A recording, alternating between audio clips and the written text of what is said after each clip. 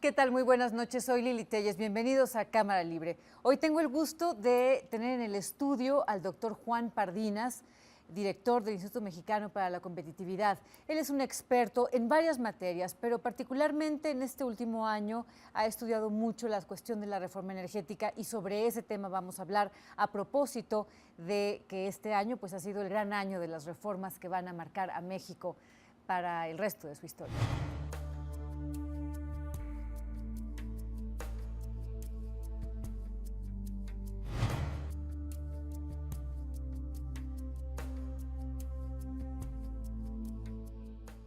Doctor, le agradezco que esté aquí con nosotros. Un gusto, Lili.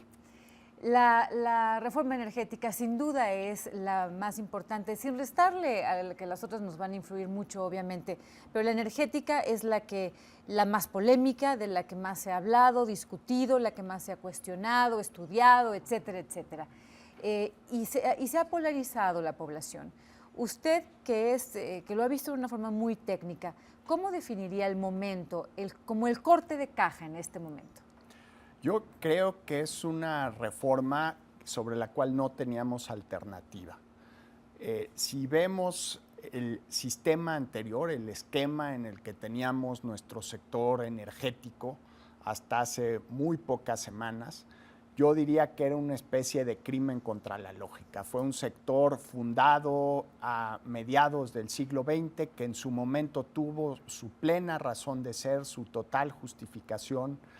Pero si volteamos a ver lo que estaba sucediendo en el mundo desde principios de la década de los 70, Noruega llevó a cabo una reforma como la que estamos llevando hoy en México. Brasil la llevó a fines del siglo XX. Colombia la hizo en el año 2004, hace prácticamente una década. Para México es un enorme... Doctor, sí. Y ahorita que menciona Noruega me parece un caso espectacular en el sentido de que pues no era un país que fuera muy rico, y solo en 40 años, a raíz de estas reformas que hizo, a raíz de que encontraron tanto petróleo y el sistema que usaron para manejarlo, se han convertido en uno de los países más ricos del mundo por la forma en que manejan precisamente ese recurso natural que es de los noruegos. Así es, tienen un fondo de pensiones, que el fondo, los recursos que tienen ahí ahorrados, es más grande que toda la economía de Noruega. Es un ejemplo a seguir. También tienen situaciones muy distintas, es un país demográficamente totalmente diferente a México, son muy pocos millones de personas, y también ahí sí tienen una clase política que tenemos mucho que aprenderle, y es un problema tanto del PRI, del PAN y del PRD.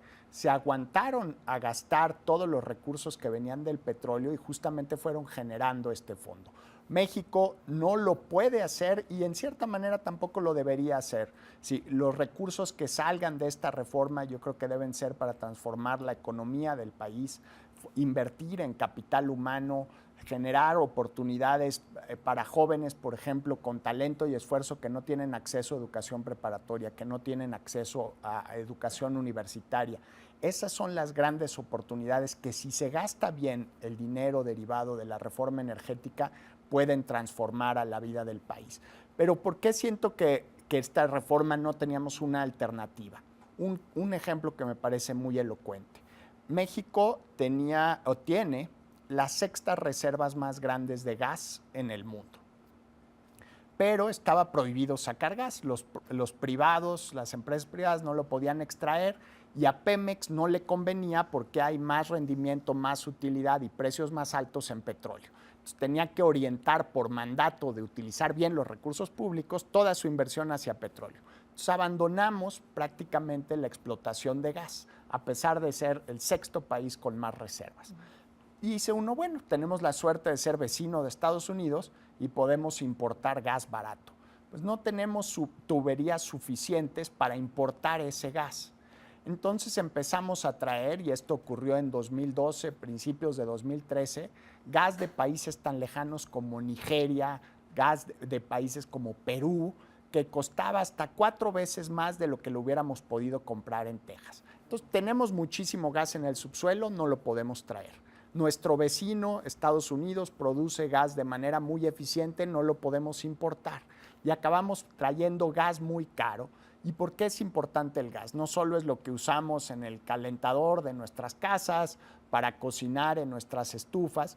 Es la electricidad. Exactamente. Cuando hablamos de gas, es la materia prima para generación de electricidad. Exacto. Es la forma más barata de producir electricidad con gas. En varias regiones del país, especialmente en el Bajío, ocurrieron durante también 2012 y 2013 alertas críticas. ¿Qué es esto?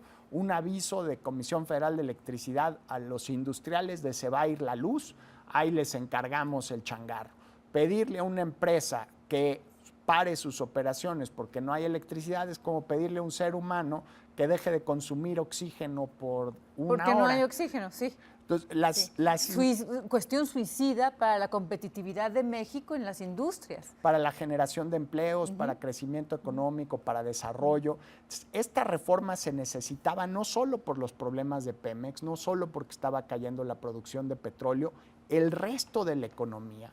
El otro 93% del PIB, las industrias exportadoras, desde pequeños talleres hasta grandes fábricas, necesitan energía barata. Y estábamos en una circunstancia en que no la podíamos producir nosotros, no la podíamos importar de forma económica. Había que cambiar esto que a mí me parecía francamente un crimen contra la lógica. Se decía que Pemex estaba invirtiendo poco, ahí va, dejando el tema del gas, yéndonos al tema del petróleo. La inversión en Pemex pasó, en 2004 invertíamos 5,000 millones de dólares, una cifra pequeña para las escalas de esta industria. 10 años después, para 2013, no estábamos invirtiendo 5,000, sino 5 veces más. Se multiplicó por 5 la inversión, 25,000 millones de dólares. Mientras más invertíamos, la producción de Pemex iba cayendo. Llegamos a tener cerca de 3 millones de barriles, estábamos en 2.4. Justo en el 2014. Había que cambiar eso, era insostenible en el mediano y largo plazo, estábamos en riesgo de convertirnos en importadores neto de petróleo, sí, porque al mismo tiempo en los Estados Unidos produciendo más petróleo y pidiendo menos petróleo de México. Es una cuestión que me llama mucho la atención, porque muchas personas no lo creen, que Estados Unidos ha estado requiriendo menos petróleo de México. Ahora, otro punto que creo que es básico, el asunto del dinero para poder extraer el gas y el petróleo. Es simplemente carísimo, nadie lo hace solo en el mundo, eso se ha repetido mucho. Pero ¿por qué será que muchos mexicanos no creen esto? ¿Por qué será que creen que es una mentira? Que la realidad es que no nos alcanza para poder sacar ese gas y ese petróleo, no sé, el petróleo de aguas profundas y ultraprofundas en el Golfo de México, o todo el shale oil que está en Tamaulipas y toda esa zona, que es, además de carísimo, la tecnología ni siquiera la tenemos. Supongamos, Lili, un escenario absurdo, que Pemex tendría recursos ilimitados para invertir, que no hubiera un límite a su disponibilidad de dinero para desarrollar proyectos de petróleo.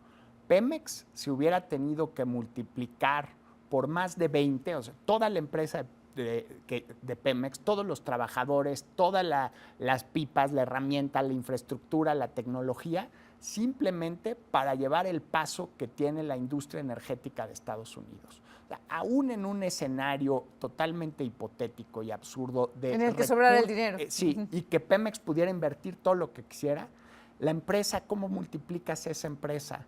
Por un factor de 10, por un factor de 20, para poder simplemente llevarle el paso, no rebasar a lo que está sucediendo en el sector energético de Estados Unidos. Apenas hace unas semanas ocurrió algo que a mí me parece un hito en el mercado global de energía. De las costas de Texas salió un buque tanque con una carga de petróleo de 40 millones de dólares con destino a Corea del Sur. Es la primera vez en una generación, en 40 años, que Estados Unidos exporta petróleo no refinado. estamos viendo que el principal importador de energía del mundo, que ya no lo es, ya China lo rebasó, está entrando al mercado no como consumidor de petróleo, sino como vendedor. Esta a mí me parece una señal del cambio de los tiempos y curiosamente este evento, este barco zarpó de las costas de Texas en la misma semana en la que aquí estábamos aprobando la reforma energética en la Cámara de Diputados. Un escenario que, por ejemplo, la izquierda mexicana no se imaginaba No, y que de hecho todavía niegan. Sí, pero bueno, pues los hechos están ahí, la evidencia es contundente. Exacto, el barco zarpó, Y lleno de creo que petróleo. uno de los problemas del proceso del debate de la reforma energética es que la oposición nunca llegó a plantear una alternativa. Está bien, no hacemos esto, ¿cómo le vamos a hacer? Esa parte yo nunca la escuché. Me pareció hasta cierto punto grave que las preguntas más puntuales y críticas sobre la reforma energética vinieron de un director de cine y no de los partidos de oposición, porque eso era de, sí lo vamos a hacer, pero ¿cómo lo vamos a hacer? ¿Cómo vamos a proteger el medio ambiente? ¿Cómo vamos a fortalecer a las instituciones encargadas de evitar que haya corrupción en los contratos? Esas a mí me parecían las preguntas clave justamente para que la reforma sí funciona y no simplemente una oposición a algo que era necesario y evidente dada la caída en la producción de petróleo y la urgencia de importar gas de donde hubiera y de donde estuvieran dispuestos a traérnoslo a precios altísimos. Exacto. Pero también está este grupo de personas que piensan que las reformas son buenas, pero que no se van a poder aplicar bien porque vivimos en un país muy corrupto. ¿Usted cree que habrá forma de poder blindar la aplicación de la reforma energética? Yo creo que abre una discusión muy importante en la vida del país. Yo comparto la preocupación, creo que la corrupción es uno de los riesgos inminentes, pero no, eso no debe ser un obstáculo para tratar de transformar a México, porque hay que atender el problema de la corrupción. Yo creo que hay que avanzar en temas como la independencia del Ministerio Público, fortalecer transparencia de contratos, pero que ese sea un obstáculo para cambiar lo que se necesita transformar en el país, esa parte es la que no la comparto. Porque yo creo que el triunfo de la política, el éxito de una sociedad es cuando la historia no se vuelve tu destino, cuando lo que ocurrió en el pasado no va a determinar lo que puede ser tu futuro. Creo que los seres humanos, las sociedades y los países tienen capacidad de transformarse, de renovarse.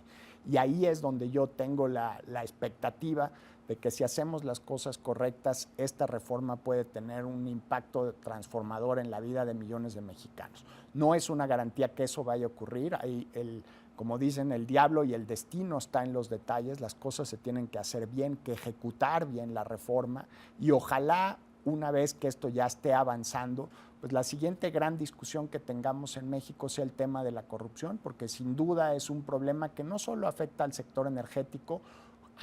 Antes de la reforma energética, ya Pemex traía problemas muy serios de corrupción. Exacto.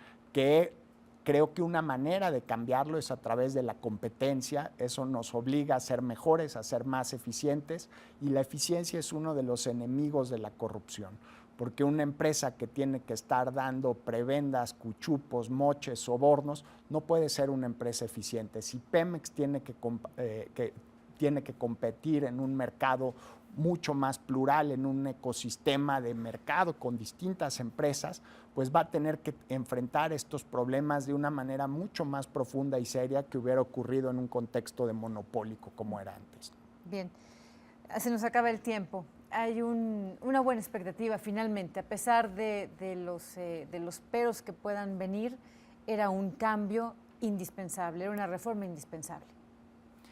Si no ocurría la reforma, corríamos el riesgo de que no en un futuro lejano, no para nuestros hijos. Como en 5 años empezar a importar. Probablemente en este sexenio íbamos a empezar a ver a petróleo llegando a costas mexicanas de distintas partes del mundo. Tal vez de Texas, enviándonos petróleo. Íbamos a dejar de ser un país exportador, luego a ser un país cuya producción no iba a ser suficiente para abastecer al mercado nacional. Y entonces sí, un país dependiente en la cuestión energética de otros países. Eso sí es una verdadera afectación a nuestra soberanía, dado nuestra pasado y nuestra historia de productores de petróleo, ¿no? Doctor, le agradezco mucho. Lili, muchas gracias. También a usted le agradezco que nos haya acompañado en esta charla. Soy Lili Telles y lo espero el próximo jueves aquí en Cámara Libre. Muy buenas noches. Siga con la programación de La Barra de Opinión.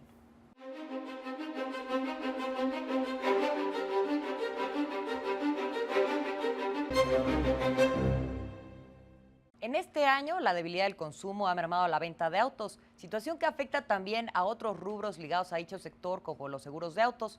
En los primeros 6 meses, este negocio apenas tuvo ventas por 33.700 millones de pesos, una baja del 2.6% en términos reales contra el 2013. El problema es que, a pesar de las campañas para concientizar, apenas 28% del parque automotriz está asegurado. Es por ello que la AMIS no ha cejado en sus gestiones con las autoridades para crear mecanismos que obliguen a los conductores a por lo menos proteger a terceros. Aquí en el DF ahora mismo se afinan los detalles para el reglamento de la Ley de Movilidad, misma que establece un seguro de cobertura mínima. La nueva reglamentación, que saldría en noviembre, representaría un incremento del 12% en los autos asegurados para el 2015. Claro, siempre y cuando esta ley sea funcional y no sea solamente letra muerta.